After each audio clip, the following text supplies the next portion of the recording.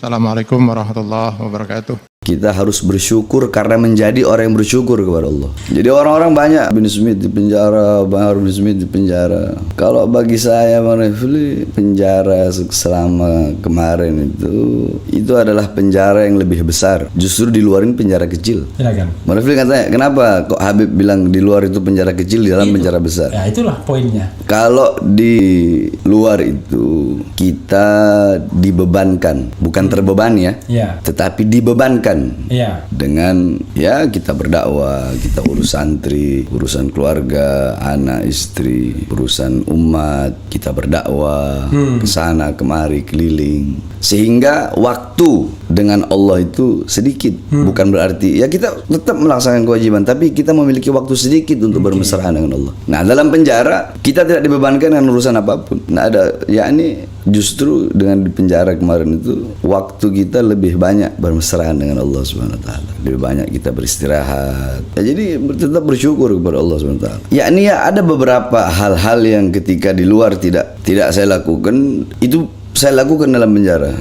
Tahdus bin ni'mah. Alhamdulillah, contoh selama di Polda Jabar saya masukkan Islam itu ada 8 orang.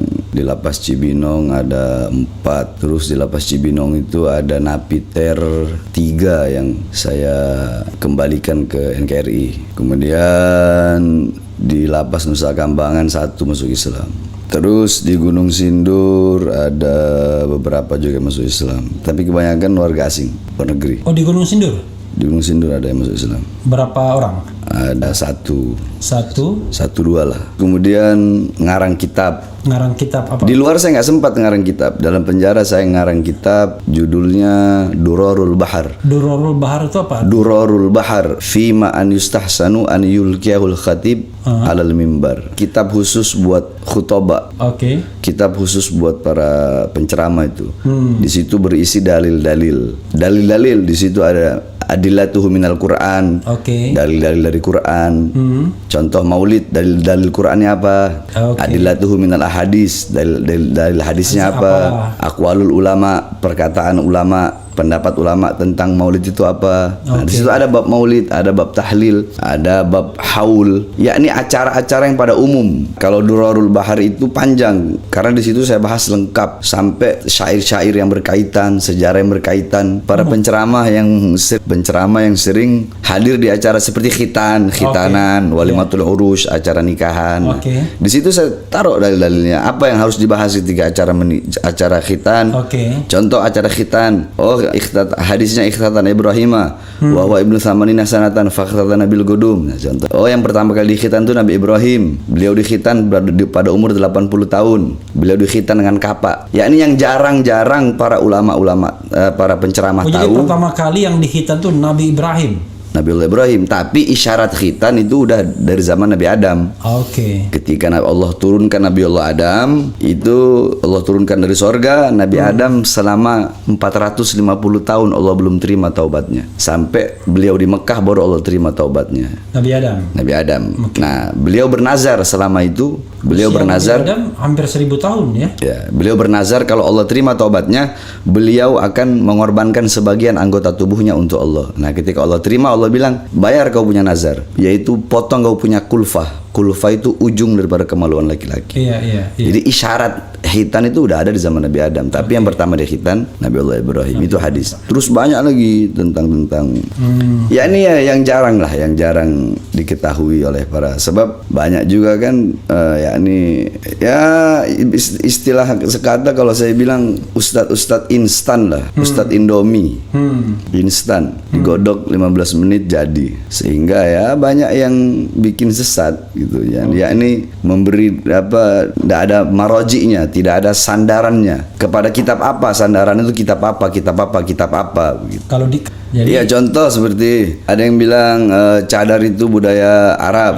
Saya bantah, bukan budaya Arab, kata saya budaya Arab. Kitabnya apa? Ada di kitab An-Nida li Jinsil Latif, itu marojinya. Sandarannya ada di kitab An-Nida li Jinsil Latif. Karena dalam kitab tersebut dikatakan wanita Arab itu sebelum ada Rasulullah SAW, ada Nabi Muhammad, mereka suka tabarruj, suka dandan, suka berdandan, bahkan pihak ketika mereka dipuji dengan kecantikan mereka mereka akan memberikan uang kepada orang yang memuji itu. Al-Habib Lutfi bin Yahya, beliau orang alim, beliau ulama besar. Iya. Beliau itu memegang ada beberapa puluh thariqah beliau pegang. Habib Lutfi bin Yahya Pekalongan.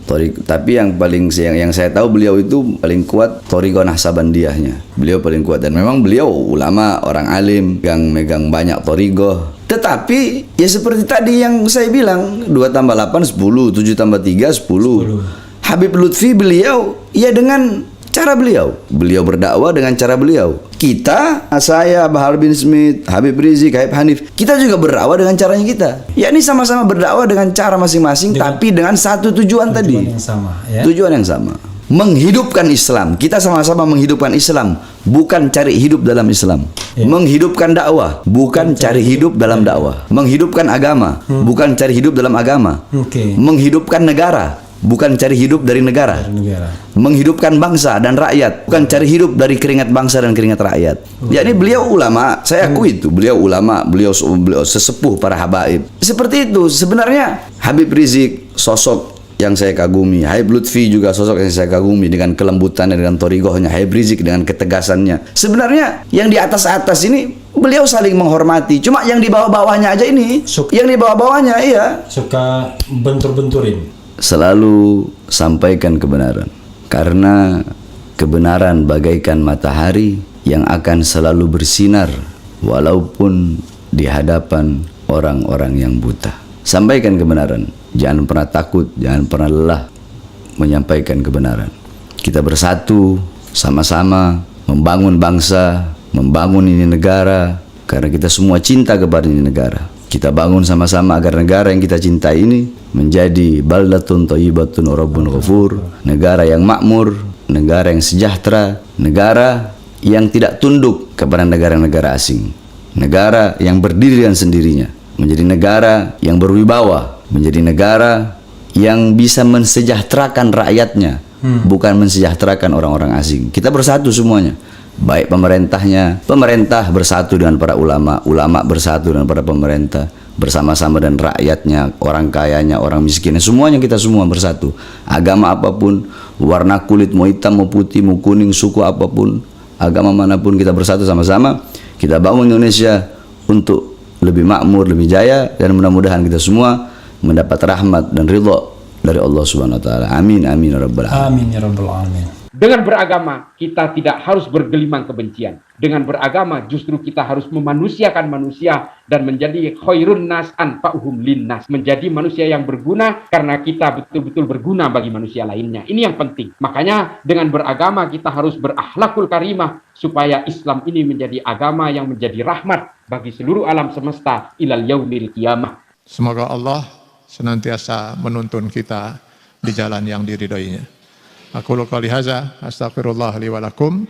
Wassalamualaikum warahmatullahi wabarakatuh.